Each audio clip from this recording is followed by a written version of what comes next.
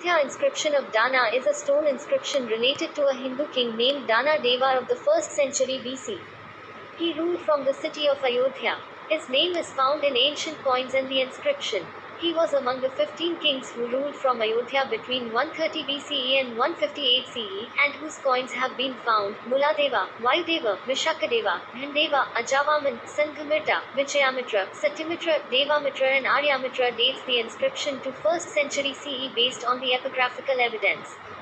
The paleography of the inscription is identical to that of the northern satraps, which gives a 1st century CE date. The damaged inscription is notable for its mention of General Pushyamitra and his descendant Dana.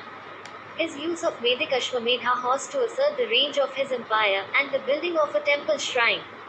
The ancient Ayodhya inscription is significant also because it establishes that the Hindu Sungas dynasty was ruling Ayodhya around the 1st century BCE, that the custom of building temple shrines to popular leaders or famous kings was already in vogue by then, and that Falgudeva may have been the same person as Pushyamitra.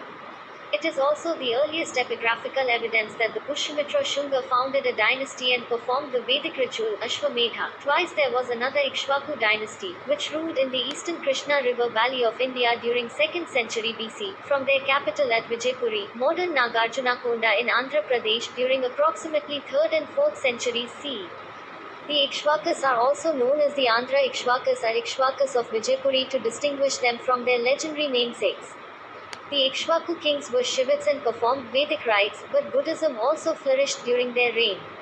Several Ikshvaku queens and princes contributed to the construction of the Buddhist monuments at present-day Nagarjunakonda. The Ikshvakas had left inscriptions at Nagarjunakonda, Jagayapeta, Amravati and Bhattiprolu, and their rulers observed the Vedic religion. Andhra Ikshvakas are also called the rulers of Sri Parvata or servants of the Andhras. King Sintamula I had founded the Ikshvaku dynasty after performing the Ashwamedha, Agnihotra, Agnistoma and Vajpaya sacrifices to proclaim his imperial status. Virapurushadatta was only son and successor of Sintamula through his wife, Madhari, who ruled for a short period.